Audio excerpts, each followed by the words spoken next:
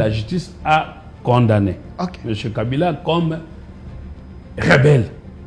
Et moi, avocat de mon État, moi je suis juriste depuis,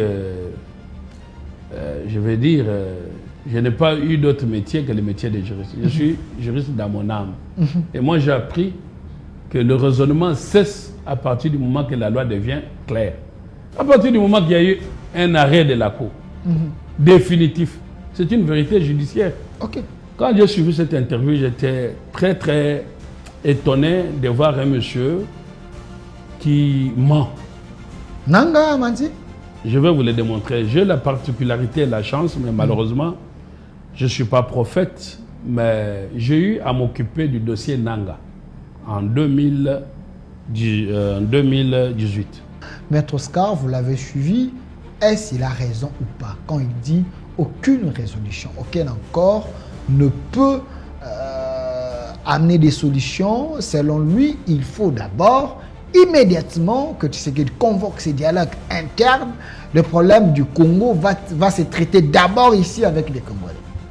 Non, je trouve que M. Mayulu, c'est un bon Tshisekediste, c'est un bon fidèle à Tshisekedi. Vous dites? C'est un bon Tshisekediste. Martin Fayulu? Oui, mais il répète ce que Tshisekedi a dit. Bon, Tshisekedi les pères, hein, mais pas les fils. Non, Tshisekedi fils. Un monsieur qui était à la tête de la CENI pour les élections démocratiques, qui représentait une institution par laquelle on doit passer pour devenir au pouvoir par voie électorale, CENI, le voilà rebelle. C'est une contradiction la plus totale. Je vous dis et je vous répète, et je vous donne les faits. Maintenant, ces faits-là, je vous cite les vivants. Appelez Cheikh Kitundu, qu'il puisse être en face de moi dans ce débat. Il connaît bien les dossiers parce que lui, il a négocié ce marché-là.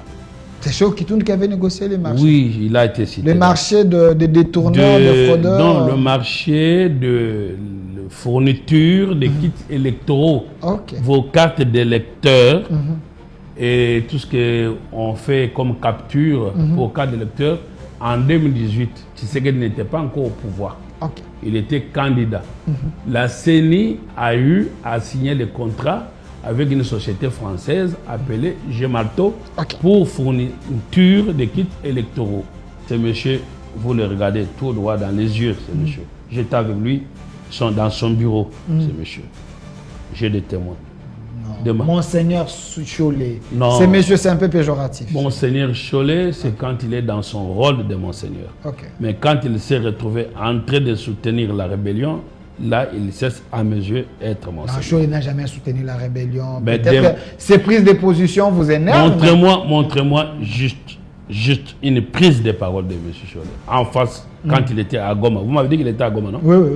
Montrez-moi juste, si vous me dites ça, je pars m'agenouiller, lui demander pardon et je pars me confesser. Il y a l'arrêt de la Cour condamnant Kabila comme chef d'orchestre de rebelles.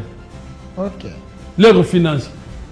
Les sponsors. Les sponsors. Et puis les gens vont venir vous dire, vous avez dit que Kabila était chef, mais s'il était chef, comment on ne l'a pas vu à Doha?